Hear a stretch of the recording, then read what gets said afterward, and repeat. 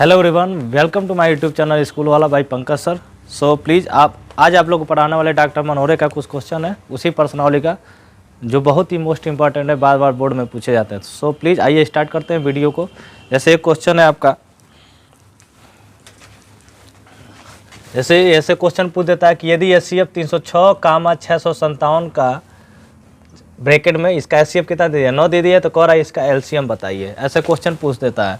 तो इसका कहने का मतलब क्या है कि HCF इन दोनों संख्याओं का HCF कितना दे दिया, 9 दे दिया है। तो इन्हीं दोनों संख्याओं का क्या बताना हमको, LCM बताना, यानी लोवेस्ट कॉमन फैक्टर।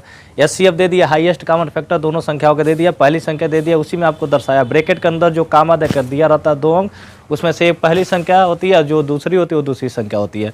तो जो ब्रैकेट के अंदर पहली संख्या, ये दूसरी संख्या, इन्हीं दोनों संख्याओं का HCF दे दिया 9। तो कह रहा है इन्हीं दोनों संख्याओं का फिर से क्या पूछ रहा है, LCM पूछ रहा है। तो पहली संख्या, यानी पहली संख्या को फर्स्ट बोल देते हैं, 306 है। दूसरी संख्या को सेकंड बोलते हैं, 657 है।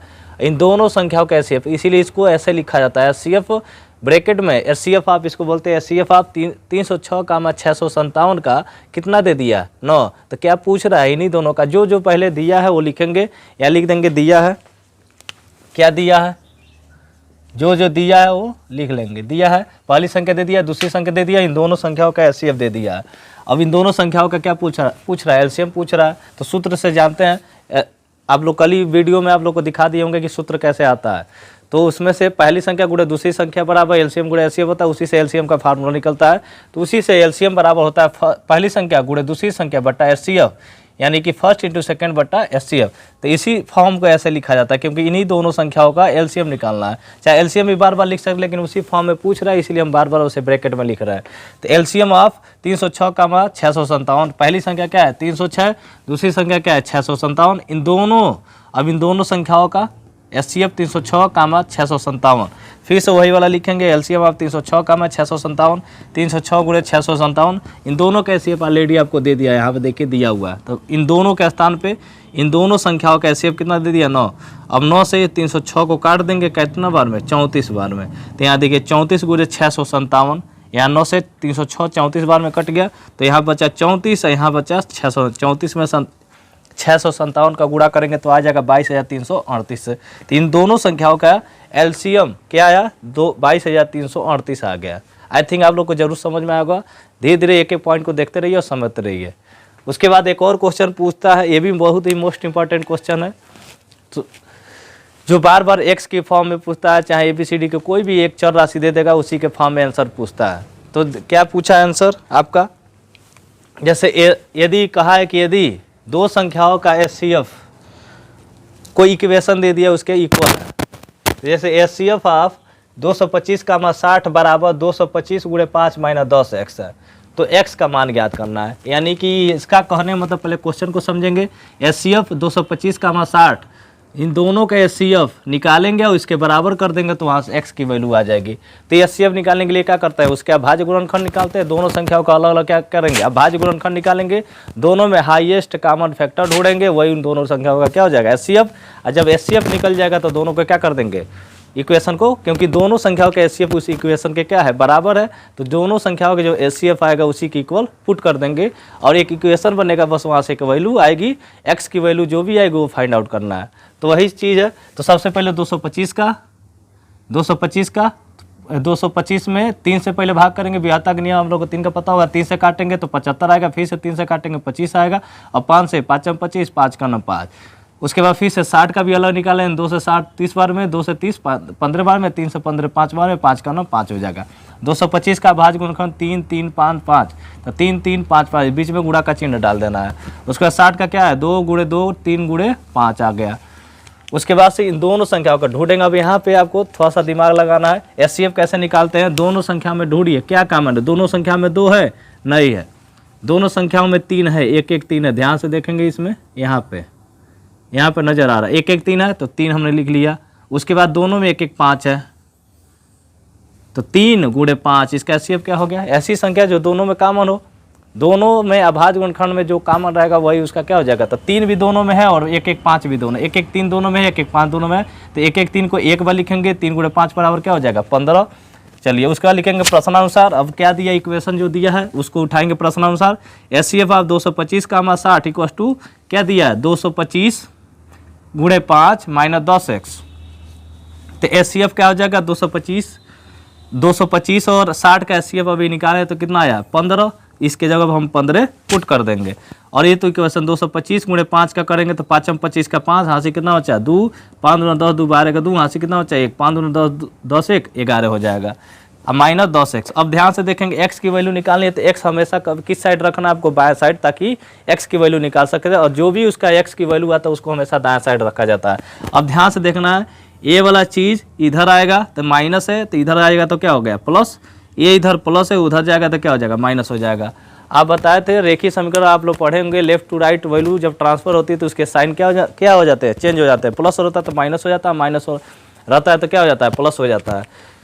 तो आपका क्या है यहाँ पे, तो देखिए प्लस 15 इधर था उधर गया तो माइनस 15, माइनस 10x इधर था तो इधर आया तो क्या होगा प्लस 10x। अब बताइए 125 है उसमें से 15 घटाएंगे तो कितना होगा, 1125 में से 15 घटाएंगे तो 1110 बचेगा, इधर 10x है। अब बताइए गुणा में छोटे क्लास में हम लोग पढ़े होंगे 2x बराबर 4 है, तो यहाँ पे x की वैल्यू निकालना तो x बराबर 2 कहाँ जाकर बैठता है 4 के नीचे, तो 2 दूना 4, तो x बराबर कितना हो जाएगा 2। वैसे ये भी 10 जाकर नीचे बैठेगा, यहाँ से 1 0 से 0 भी काट सकते हैं, लेकिन वो कैसे कटेगा 1110 को हम लिख सकते हैं 111 गुणे 10। अब 10 से 10 कट जाएगा तो यहाँ क्या बचेगा x बराबर 111 आपका आंसर हो जाएगा। तो वही x की वैल्यू पूछ रहा था, कह रहा था कि x का मान ज्ञात है, जो इसमें x है उसका मान ज्ञात करना। आई थिंक आप लोग को ये समझ में आया होगा।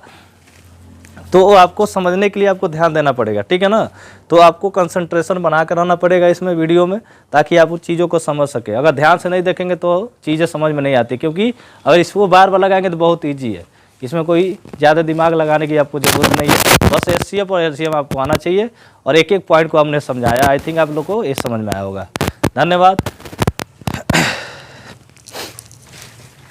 Hello student, welcome to my YouTube channel school वाला। चैनल पर नया तो चैनल को सब्सक्राइब जरूर करें, ताकि नेक्स्ट वीडियो आप तक तो पहुंच सके। और नोटिफिकेशन और बेल आइकन को जरूर दबाएं, ताकि वो चीज़ें आपको नोटिफिकेशन आपके पास पहुंच सके। तो इसके बाद से पहला और दूसरा सवाल पढ़ चुका है, सारा कंबाइंड वीडियो है, आप जाके इसमें देख सकते हैं। तो इसमें जैसे एक सवाल एक और कराइए, सारे जो भी क्वेश्चन करा रहे हैं डॉक्टर मनोहरे का किताब का ये क्वेश्चन है, जाके उससे जिस स्टूडेंट के पास डॉक्टर मनोहरे का बुक होगा उससे जाके आप सवाल को पहले चैप्टर में या पहले चैप्टर के पहले प्रश्नावली में आप जाके देख सकते हैं। 1B या 1 ऐसे कुछ होगा, तो उसमें जाके देख सकते हैं क्या लिखा है कि HCF आप 120 225 बराबर 15 तो LCM आप 120 का 225 का ज्ञात करिए। जैसे अभी फिलहाल में अभी जस्ट आप लोग को क्वेश्चन करवाए हैं कि उसमें भी LCM ज्ञात करना था और इसमें भी LCM ज्ञात करना है। तो देखिए पहली संख्या इन दोनों का HCF दे दिया, तो क्या क्या दिया है, पहली संख्या फर्स्ट नंबर दे दिया है, सेकंड नंबर दे दिया है, इन दोनों संख्याओं का HCF दे दिया। तो इन दोनों संख्याओं का क्या पूछ रहा है, LCM पूछ रहा है। तो क्या फार्मूला हमारे पास है, LCM बराबर पहली संख्या गुणे दूसरी संख्या बटा HCF। तो वही है LCM equals to first into second बटा HCF। LCM इक्वल्स टू पहली संख्या 120, दूसरी संख्या 225, इन दोनों संख्याओं का HCF कितना दे दिया 15। 15 से इसको काट देंगे, 15 का पहाड़ा तो याद ही होगा, 15 अट्ठे 120, 8 गुणे 225, 225 8 का गुणा करेंगे कितना होगा 1800। तो 200 का 8 गुना कितना हो जाएगा 1600। अब 25 का 8 गुना 25 चौको 100, 100 कितना हो जाएगा 1800 हो जाएगा। तो ये आपका हो जाएगा दोनों संख्या। इसी चीज़ को ऐसे फॉर्म में लिख सकते हैं। LCM आप 120 का 225 का क्या आया 1800। आई थिंक आपको ये जरूर समझ में आया होगा। उसके बाद आपका दूसरा क्वेश्चन है आपका 18 और 117 के HCF को 18 माइनस 117 के रूप में दर्शाया गया है। हम कहते 2 और 3 के गुणनफल को 6 के रूप में दर्शाया गया। तो आप कैसे लिखेंगे, 2 गुणे 3 का गुणनफल, 2 और 3 का गुणनफल 6 के रूप में दर्शाया गया। तो आप कैसे लिखेंगे, 2 गुणे 3 का गुणनफल 6 के रूप में दर्शाया गया। तो इसका मतलब है कि 2 गुणे 3 अब बराबर क्या कर दीजिए 6। तो 2 गुणे 3 का गुणनफल 6 के रूप में दर्शाया गया। तो उसको हम कैसे लिख सकते हैं मैथमेटिक्स में, 2 गुणे 3 इक्वल टू 6 लिख सकते हैं। वैसे ही सेम चीज़ है, 18 और 117 के HCF को 18m माइनस 117 के रूप में दर्शाया गया। यानी इन दोनों संख्याओं का जो HCF है इसके फॉर्म में दर्शाया गया। तो इन दोनों संख्या के HCF हमको पता होना चाहिए। इस इक्वेशन को हम क्या कर देंगे, बराबर कर देंगे, तो m की वैल्यू निकल जाएगी। तो फर्स्ट ऑफ ऑल अब हम क्या निकालेंगे, HCF निकालेंगे। तो HCF निकालने के लिए क्या तरीका है, हम क्या करेंगे, दोनों का अभाज्य गुणनखंड साइड साइड में निकालेंगे। तो सबसे पहले 18, तो 18 का भाज्य गुणनखंड करने पर तो 2 9 18, 3 3 9, 3 का 9 3 हो गया। उसके बाद से 117 का 3 से काटेंगे, 3 3 9, 3 9 27, 3 से काटेंगे 13 3 39, 13 का 9 13 हो गया। उसके बाद 18 का भाज्य गुणनखंड किया तो क्या आया, 2 गुणे 3 गुणे 3। 117 का भाज्य गुणनखंड किया तो 3 गुणे 3 गुणे 19 आया। अब देखिए यहाँ पे दोनों संख्याओं का एचसीएफ कैसे निकालेंगे, हाईएस्ट कॉमन फैक्टर। तो अब क्या करेंगे, दोनों संख्याओं में क्या कॉमन आपको मिल रहा है, रेड कलम रेड मार्कर से आपको दर्शा रहे हैं। दोनों संख्या में तो 2 तो है नहीं, तो 2 खत्म हो गया। दोनों संख्या में 1 1 3 है, नजर आ रहा होगा, बताइए। दोनों संख्या में 1 1 3 है, फिर से दोनों संख्या में एक एक और 3 है, ए 1 3, एक पेयर में 1 3 लिखते हैं, एक पेयर में 1 3 तरीका। तो दोनों संख्याओं का एचसीएफ क्या हो जाएगा, 9। एचसीएफ आप 18 और 117 का एचसीएफ कितना आया, 9। आई थिंक आप लोगों को जरूर समझ में आया होगा। जैसे बच्चे गड़बड़ कहाँ से कर देते हैं, छोटे क्लास में गार्जियन पढ़ाते नहीं है। जैसे जो गार्जियन, जितने भी गार्जियन एक्टिव होते हैं, अपने बच्चे को क्लास 7 से ही मैथ पढ़ाना शुरू कर देते हैं। गार्जियन से रिक्वेस्ट हमारा है कि अपने अपने बच्चे को कितना खेले कूदे, उससे मतलब नहीं है कि साथ से अगर उसके अगर वो गड़बड़ कर रहा है तो आपकी गलती खालाइए। जितने भी गार्जियन अपने बच्चे को पढ़ा रहा है उससे साथ से ये मैथ से बोलिए सीखने के लिए, पढ़ने के लिए, ताकि वो कैलकुलेशन कर सके। नहीं तो आता नहीं है तो देखिए क्या है, 7 नहीं पढ़ेगा, 8 नहीं पढ़ेगा, सीधे 9th में आता है, उसको समझ में नहीं आता है। ना लीनियर इक्वेशन, ना वर्गमूल, ना घनमूल, कुछ भी पढ़ के नहीं आया, ना बोर्ड मास, ना फ्रैक्शन, कुछ भी चीज़ पढ़ के नहीं आया। और 9th में आएगा तो टीचर लगेगा कि यार बहुत सारे हमारे पास बच्चे आते हैं 10 में भी नहीं आता उन लोग का। ये किसका दोष है, ये गार्जियन का दोष है कि अपने बच्चों को शुरू से मैथ का गाइडेंस नहीं रखते हैं, टीचर के संपर्क में नहीं डालते हैं, सोचते हैं कि 9 में एक बार फीस दे के पढ़वा लिया जाएगा। और अमीर और गरीब में क्या अंतर है, अमीर क्या है 10 रुपये का 1 समोसा खाएगा, और गरीब क्या है 10 रुपये में 10 समोसा खाएगा। तो वही वाला अंतर है। वो चाहता है कि भैया एक ही बार जो पैसा देते एक ही बार हमारा बच्चा सीख ले, धीरे धीरे ना सीखे। अमीरों घर क्या है, अगर 1000 में 1 महीना में वो चीज़ थोड़ा सा भी सीख रहा है तो बहुत बढ़िया है। यहाँ के यहाँ 200 रुपया या 400 रुपया चाहे जो भी फीस देंगे तो लगे कि यार हमारा लड़का सीख रहा है कि नहीं, ऐसा नहीं हो सकता है। तो कम से कम अपने बच्चे को कम से कम क्लास 7 से ही मैथ जरूर पढ़ाइए। नहीं पढ़ाएंगे तो आपका बच्चा 9th में नहीं कुछ सीख पाएगा, फिर से उसका दिमाग डिमोटिवेट हो जाएगा और पढ़ाई से क्या हो जाएगा, निष्क्रिय हो जाता है। और फिर से उसका दिमाग कहाँ चला जाता है, बाहर। और बाहर जाके क्या करेगा, कंपनी में कमाएगा और क्या करेगा, जितने वर्करों की ज़रूरत है। तो आई थिंक ये चीज़ें समझ में आए। तो दोनों के एचसीएफ निकालेंगे तो क्या हो जाएगा, 9। अब देखिए 18 और 117 के एचसीएफ को 18 माइनस 117 के रूप में दर्शाया गया है। तो एम का मान ज्ञात कीजिए, साथ ही 18 और 117 का एलसीएम भी ज्ञात करना है। तो सबसे पहले इन दोनों संख्याओं का एचसीएफ निकाल लिया और कह रहा है इसके फॉर्म को 18 117 के एचसीएफ को 18 माइनस 117 के रूप में दर्शाया गया है। तो 18 117 के एचसीएफ निकालने कितना हुआ, अब इस इक्वेशन को इसके फॉर्म में दर्शाया गया है, यानी इसको बराबर कर देंगे। 18 माइनस 117 बराबर एचसीएफ आप 118, सॉरी एचसीएफ आप 18 का में 117। तो एचसीएफ 18 का में 117 का क्या है, 9। तो यहाँ पे इक्वेशन रख देंगे 18 माइनस 117 बराबर 9। देखिए 9 आया है, दोनों संख्याओं का एचसीएफ कितना है, 9। तो इसके जब हमने क्या रख दिया, 9। अब देखिए यहाँ पे ये माइनस इधर है, उधर जाएगा तो क्या होगा, प्लस। ये भी क्लास 7 में पढ़ाया जाता है। जैसे अभी जस्ट आप लोग बताएं कि जो भी गार्जियन अपने बच्चों को क्लास 7 से मैथ तो नहीं सिखाता है, उसको बहुत कम चांस होता है कि जाएगा 9 और 10 में चीज़ें समझ सकता है। ठीक है, तो अगर आपको अपने बच्चे को होशियार बनाना तो क्लास 7 से ही उसको मैथ बोलिए सीखने को, चाहे पढ़ाइए, चाहे आप कहीं भी किसी भी कोचिंग या टीचर से उसका संपर्क करा सकते हैं ताकि वो चीज़ें सीख सके। नहीं तो आएगा 10 में तो ऐसे ही पता चले माइनस उधर गया तो कहेगा ये कैसे प्लस बन गया है, माइनस गया तो। और 7 नहीं पढ़ा तो ऐसे ही पता चलेगा। तो लेफ्ट टू राइट वैल्यू जाती है तो माइनस होगा तो प्लस होगा, प्लस होगा तो माइनस हो जाएगा। तो यहाँ पे क्या हो जाएगा, माइनस इधर गया तो क्या होगा प्लस, और 17 117 और 9 क्या हो जाएगा 126, और 18 जाकर नीचे बैठा 18 7 126 हो जाएगा। 18 पढ़ा याद ही होगा, नहीं याद होगा तो जाके याद कर लीजिए। तो 18 में 126 से भाग करेंगे तो क्या होगा, 18 7 126 होता है। उसके बाद कह रहा है साथ ही 18 और 117 का एलसीएम ज्ञात कीजिए। 18 और 117 का एलसीएम ज्ञात कीजिए। एलसीएम इक्वल्स टू क्या होता है फार्मूला, अभी देखिए यहाँ पे जो जस्ट यूज किया है, दोनों संख्याओं का कह रहा है इसके साथ साथ दोनों संख्याओं का एलसीएम भी ज्ञात कीजिए। तो दोनों संख्याओं का एलसीएम ज्ञात करेंगे तो क्या फार्मूला होता है, एलसीएम का फार्मूला क्या होता है, एलसीएम बराबर फर्स्ट इंटू सेकेंड बटा एचसीएफ। अगर एलसीएम पूछेगा तो नीचे एचसीएफ रहेगा, एचसीएफ पूछेगा तो नीचे एलसीएम रहेगा। अब फर्स्ट इंटू सेकेंड ऊपर रहेगा, पहली संख्या गुणे दूसरी संख्या। तो एलसीएम बराबर पहली संख्या क्या है 18, दूसरी संख्या क्या है 17, दोनों संख्या का एचसीएफ अभी निकाले हैं 9। तो 9 दूना यहाँ से रेट मार्कर से हम काट रहे हैं, 9 दूना 18, तो 2 गुणे 117, तो 2 गुणे 117 का 2 गुना रुपया कितना होता है 234 रुपया। इसी फॉर्म को ऐसे लिख सकते हैं, एलसीएम ऑफ 18 117, एलसीएम ऑफ 18 या कम 117 का क्या आ जाएगा 234। आई थिंक आप लोगों को समझ में आया होगा। नहीं समझ में आया तो आप क्या करिए, वीडियो को रोक रोक के आप चीज़ों को देख सकते हैं, एक एक पॉइंट आपको समझाएगा कि कैसे एससीएफ आया, कैसे क्या आया। अगर अपने बच्चों को क्लास 7 से मैथ नहीं सिखाते हैं तो सबसे बड़ा मिस्टेक करते हैं अपने गार्जियन अपने बच्चों के साथ। अगर वो 9 में आके 10 में आके बहुत सारे बच्चे हमारे पास आते हैं, कहते हैं सर मुझे समझ में नहीं आ रहा कुछ, 9 और 10 में बच्चे आके कहते हैं कि भिन्न नहीं समझ। मैक्सिमम यूपी बोर्ड के बच्चे कम से कम 70 से 80% बच्चे, तो हमको लगता है कि बहुत सारा बेसिक उन लोगों को प्रॉब्लम होता है 10 में आके। तो गलती किसकी है, माता पिता की, अपने बच्चों को शुरू से ध्यान नहीं देते हैं। तो एक कहावत है कि भैया कि केवल आप एक माता पिता बनना बहुत आसान है, लेकिन अच्छे माता पिता बनना इतना आसान नहीं है, बहुत सारा त्याग करना पड़ता है, तब जाके बच्चे की परवरिश होती है, चाहे वो सही तरीके से गाइड को पा पाता है। जैसे हमारे माता पिता हैं, एक एक चीज़ को त्याग करके बहुत सारा चीज़ करके हम लोग को पढ़ाएं, तो ऐसे करना पड़ेगा तभी आपका बच्चा सुधरेगा। आप सोच रहे हैं कि बोलो चलो पैदा कर दिए छोड़ दिए सुधर जाएगा, नहीं हो पाएगा। एक पौधा लगाते हैं तो उसको भी समय समय से क्या करना पड़ता है, पानी देना पड़ता है, तब जाके वो क्या होता है, वो बढ़िया से हरा भरा चाहे बढ़िया तरीके से ग्रोथ करता है। नहीं पानी देंगे तो बौना हो जाएगा। वैसे ही बच्चे होते हैं, उनका ध्यान नहीं देंगे तो क्या होगा, एटमॉस्फेरिक प्रेशर चाहे एटमॉस्फियर में जितने भी माहौल है उन पर इम्पैक्ट डालेगा, तो इम्पैक्ट डालेगा तो उसी तरह से डाइवर्ट हो जाते हैं। तो अपने बच्चों को जरूर सिखाइए। हालत ये है कि गरीब और अमीर में क्या अंतर होता है, गरीब 10 रुपये में 10 समोसा खाता है और अमीर 10 रुपये का 1 समोसा खाता है, बस इतना ही डिफरेंस है।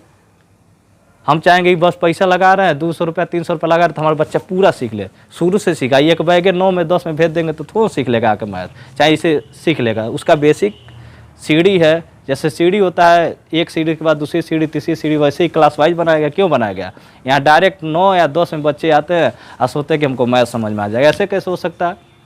7 में भी पढ़ना पड़ेगा, 8 का भी। अगर जितने भी गार्जियन अपने बच्चे को बढ़िया से शिक्षा देना चाहते हैं तो 7 से ही उसको एक्टिव कर दीजिए। मैथ का, साइंस का, इंग्लिश का, हिंदी का, सोशल साइंस का, जो भी चीज़ है उसके पहले वो क्या कर रहे हैं उससे मतलब नहीं है। 7 से आप गाइड करते हैं तो बच्चा ज़रूर आपका होशियार होगा और आगे वो जाके डिमोटिवेट नहीं होगा, बढ़िया रास्ता पकड़ लेगा। एक बार लय पकड़ लिया तो उसको कोई प्रॉब्लम नहीं होगा। आई थिंक यह चीज़ें समझ में आया होगा। तो एम का मान कैसे निकला होगा आप समझ गए होंगे।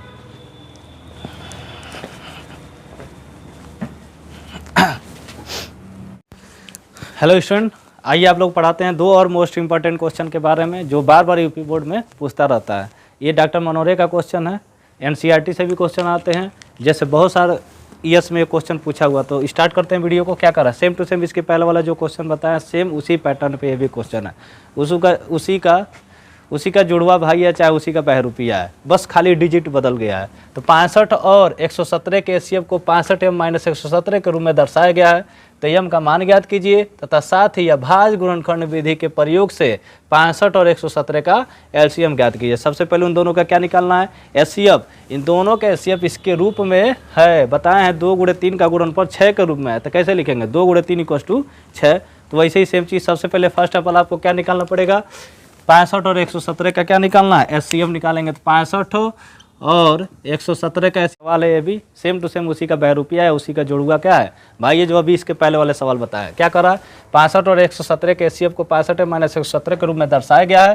तो एम का मान ज्ञात कीजिए, साथ ही अभाज्य गुणनखंड विधि से प्रयोग से 65 और 117 का क्या निकालना है, एचसीएफ। अभाज्य गुणनखंड विधि से आपको क्या करना है, एचसीएफ एलसीएम दोनों का निकालना है पुनः उनके साथ साथ। तो सबसे पहले क्या करेंगे, 65 और 117 के एचसीएफ निकालेंगे। तो 65 और 117 के एचसीएफ निकालने के लिए क्या करते हैं आप, दोनों का अभाज्य गुणनखंड निकालते हैं। तो 65 का हमने निकाला तो 5 से 13 × 5 = 65, 13 से कट जाएगा। फिर से 117 का 13 3 × 3 = 9, 3 × 9 = 27, फिर से 13 बार में कटेगा, 13 का 9 13 हो जाएगा। फिर से हम क्या लिखेंगे, इन दोनों का अभाज्य गुणनखंड लिखेंगे। 65 का कितना आया, 65 का आया कितना, 5 × 13। 117 का कितना आया, 3 × 13। तो यहाँ पे क्या करेंगे, अभी दोनों का एचसीएफ निकालना है। तो आप क्या करेंगे, दोनों का एचसीएफ, तो एचसीएफ दोनों का निकालेंगे। ऐसा कौन रहा, ऐसा चीज़ है तो दोनों में है, तो क्या है 13 है, क्या है, तो दोनों का एचसीएफ क्या हो जाएगा, 13 हो जाएगा। अभी कह रहा है कि यहाँ लिखेंगे प्रश्नानुसार क्या है, कह रहा है जो इन दोनों के एचसीएफ 65m-117 के रूप में दर्शाया गया। हम कहते 2 और 3 का गुणनफल 6 के रूप में दर्शाया गया। तो कैसे लिखेंगे आप, 2 × 3 = 6। तो वही चीज़ है। तो इन दोनों का एलसीएम निकाल के इसके बराबर कर दीजिए, आपको पता चल जाए उसके रूप में दर्शाया गया है। तो सबसे पहले क्या है 65 माइनस 117 बराबर इन दोनों का एलसीएम कितना आया 13। तो 65 बराबर 13 और प्लस 117, तो ये हो जाएगा 65 बराबर कितना होगा, ये हो जाएगा कितना 117 130, तो एम बराबर आपका कितना होगा 130, नीचे आके 65 बढ़ जाएगा। अब इसको काट दीजिए तो एम का मान निकल जाएगा यहाँ से। तो एम बराबर आपका कितना हो जाएगा, इसको काटिए, ये होगा 26 और नीचे हो जाएगा 13 पच्चे 65, 5 से काटेंगे। अब 13 दूना तो एम का मान कितना आ गया 2, तो एम का मान हमने निकाल लिया। अभी यहाँ तक निकाल। अब करा साथ ही अभाज्य गुणनखंड की विधि के प्रयोग से 65 और 117 का एलसीएम ज्ञात कीजिए। तो 65 का भी हमने अभाज्य गुणनखंड किया है, अभी जस्ट अभी का फिर से दोबारा करने की जरूरत नहीं है। 5 गुणे 13, उसके बाद से 117 का भी हमने निकाला है। तो क्या निकाला है 3 गुणे 3 और गुणे 13। अब दोनों का एलसीएम निकाली, यही अभाज्य गुणनखंड विधि। अगर अभाज्य गुणनखंड विधि नहीं रहता तो हम सीधे सूत्र का यूज करते हैं, एलसीएम बराबर पहली संख्या गुणे दूसरी संख्या बटा एलसीएम। तो क्या है दोनों में कॉमन क्या है, तो दोनों में तो कॉमन जो रहेगा उसको एक बार लिखेंगे। तो सबसे छोटी संख्या क्या है 3 है, उसके बाद एक 3 है, एक 5 है, और जो दोनों में होता है उसको एक बार लिखते हैं। एलसीएम का रूल है। तो एलसीएम इक्वल्स टू आपका कितना होगा 3 3 का 9 गुणे 5 गुणे 13। एलसीएम बराबर कितना हो जाएगा आपका 9 पच्चे 45 गुणे 13। तो एलसीएम बराबर कितना हो जाएगा 13 पच्चे 65 का 5, हाँसी कितना बचा 6। बताइए 13 चौक 52, 13 पच्चे 65 का 5, हाँसी कितना हो जाएगा 13 चौक 52, 52 और 6 कितना हो जाएगा 58। ये आपका दोनों संख्याओं का क्या हो जाएगा एलसीएम हो जाएगा। ये दोनों का एचसीएफ हो गया, उसके बाद ये एम का मान हो गया। उसी प्रकार से फिर से एक और सवाल पूछता है, जैसे पूछता क्या व्याख्या कीजिए कि 3 गुणे 12 प्लस 101 प्लस 3 गुणे 12 गुणे 101 प्लस 4 एक अभाज्य संख्या है या भाज्य संख्या है। तो अभाज्य संख्या, सबसे पहले अभाज्य संख्या और भाज्य संख्या समझेंगे। क्या होता है भाज्य संख्या, वे संख्या जिसके 2 से अधिक गुणनखंड हो उसे भाज्य संख्या कहते हैं। अब भाज्य संख्या किसे कहते हैं, वे संख्या जिसके केवल 2 गुणनखंड हो, एक और एक खुद से डिवाइड हो, उसके 2 ही गुणनखंड। जैसे मान लीजिए 2 हो गया, सबसे छोटी अभाज्य संख्या क्या होती है 2 होती है, 3 होती है। 2 के बाद सबसे छोटी अभाज्य संख्या 2 होगी, उसके बाद 3 होगा, 3 हो गया, उसके बाद 5, उसके बाद 7, उसके बाद आपका क्या हो जाएगा 11 13, उसके बाद 17 19 23। ये सारे कौन सी संख्या है अभाज्य संख्या। ये केवल 1 से डिवाइड होगी ना तो अपने आप से, बाकी किसी के बाप से नहीं डिवाइड होगी, बाकी किसी के बतिये नहीं सुनेंगे ये सब, क्योंकि किसी से नंबर से वे काट देंगे। 23 से ही डिवाइड होगा, 1 से ही डिवाइड होगा, बाकी 2 से थोड़ा डिवाइड होगा। पूर्ण रूप से डिवाइड होने की बात कर रही है, बात कर रहे हैं शांत और अशांत की हम बात नहीं कर रहे हैं। तो पूर्ण रूप से डिवाइड होने मतलब एक पूर्णांक संख्या कैसे बन सकता है, तो वो संख्या उसी से डिवाइड हो जिसमें शेषफल क्या हो जाए 0 हो जाए। तो 23 से 23 काटेंगे तो 23 से कट जाएगा, 23 का नाम 23 और 1 से 23 कट जाए, बाकी किसी से डिवाइड नहीं हो सकता है। कोई ऐसी संख्या नहीं बनी जो 23 को काट सकते हैं 23 और 1 के अलावा। इसीलिए अभाज्य संख्या उसी को कहते हैं जो किसी का बात न सुने, अपने और 1 के अलावा। ठीक है, तो उसी को क्या कहता है अभाज्य। जैसे मान लीजिए हमारे देश के प्रधानमंत्री मोदी जी है, जो किसी की बात ही नहीं सुनते हैं, अपना काम करते रहते हैं, अपने काम में बिजी रहते हैं और आगे बढ़ते रहते हैं। बाकी की दुनिया में क्या उनके खिलाफ क्या क्या हो रहा है उसे मतलब नहीं है। तो वो चीज़ है, मेहनत करने वाले इंसान हमेशा ऐसे ही काम करते रहिए, बाकी चिल्लाने वाला तो आसपास होते रहते हैं। तो उसी को कहते हैं क्या अभाज्य संख्या। वे संख्या जिसके केवल 2 गुणनखंड उसे अभाज्य संख्या, वे संख्या जिसके 2 से अधिक गुणनखंड उसे तो उसके बाद क्या करेंगे हम सवाल में इसमें, तो 3 गुणे 12 गुणे 101, तो इसको हम लिख सकते हैं 3 गुणे, इसको लिख सकते हैं 4 गुणे 3, 12 को 4 गुणे 3 गुणे 101 अब प्लस क्या हो जाएगा 4। तो यहाँ दोनों में क्या करेंगे, दोनों में ऐसा देखिए, इसमें और यहाँ तक, इसमें भी 1 का गुणा कर सकते हैं। अभी दोनों में क्या कॉमन है आपको नजर आ रहा हो, आप थोड़ा एकदम जूम करके देखिएगा। 576 मेगापिक्सल का लिए है, तो यहाँ पे देखिए इसमें भी 4 है और इसमें भी 4 है, तो 4 क्या कर लेंगे कॉमन कर लेंगे, तो यहाँ क्या बचेगा 3, यहाँ से 4 ले लिए तो बचा क्या, कुछ नहीं बचा। तो 4 का नाम 4 होगा 3 गुणे 101 प्लस यहाँ क्या बचा 1 बचा। तो 4 गुणे 3 तरीका 9 गुणे 101 प्लस 1 हो जाएगा। तो 4 गुणे ये क्या हो जाएगा 901 प्लस 1। बताइए, तो 901 में ये जोड़ेंगे कितना होगा, तो 4 गुणे ये हो जाएगा एक में सॉरी यहाँ पर 909 हो जाए, 909 में 9 का 9 9 शून्य शून्य 9 का 9 909 में 1 रुपया जोड़ेंगे तो 910 रुपया। इसके फैक्टर कितने हो सकते हैं? अब 4 का फैक्टर अब निकालिए। अब चेक करना है कि 2 से अधिक फैक्टर होगा तो भाज्य संख्या होगा, 2 से कम फैक्टर होगा जिसके केवल 2 ही फैक्टर उसे भाज्य संख्या कहते हैं, इसके 2 से अधिक फैक्टर उसे क्या कहते हैं?